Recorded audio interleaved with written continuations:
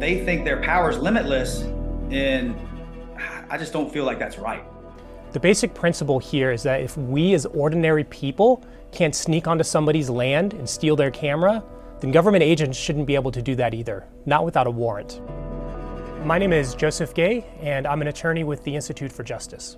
We represent Josh Highlander, who owns a piece of property in New Kent County in Virginia. The whole point of living on a piece of property like that surrounded by woods is because it's quiet, secluded, and private. But unfortunately, that privacy was shattered when game wardens from the Department of Wildlife Resources snuck onto his property on April 8th, scared his family, and then took a camera that he had posted on that property, all without a warrant. Here comes my wife and son, and my wife has got like this panic in her eyes, and I'm like, uh-oh. And she told me what she saw, and they were playing basketball. The ball had rolled over there off the rim, and they went to pick it up, and she, and unfortunately him, saw somebody in like full camouflage. She couldn't tell if it was a man or a woman, but it was like a full-grown human walking through our woods.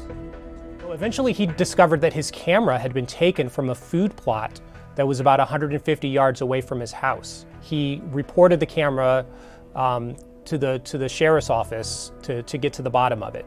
And it was a day or two after that when they alerted him to the fact that the game wardens had taken his property and that they wouldn't be able to help him anymore after that. So our understanding is that the game wardens snuck onto Josh's land and took his camera so that they could investigate potential violations of the hunting regulations. We know that earlier that day that they had cited Josh's brother for a hunting violation, although Josh's brother denies that he violated any regulations, and he's hired an attorney to fight that citation.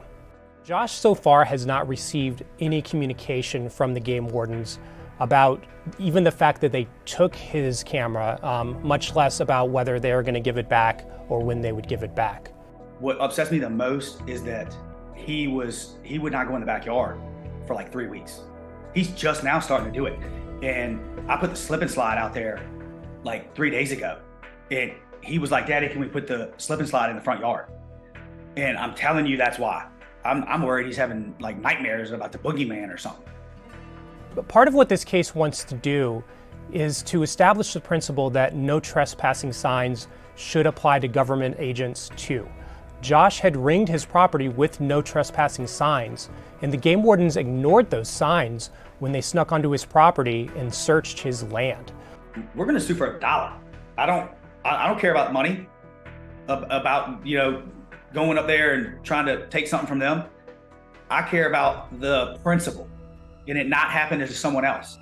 People are flooding me after this has kind of gotten out there with similar stories, asking me if I can help them.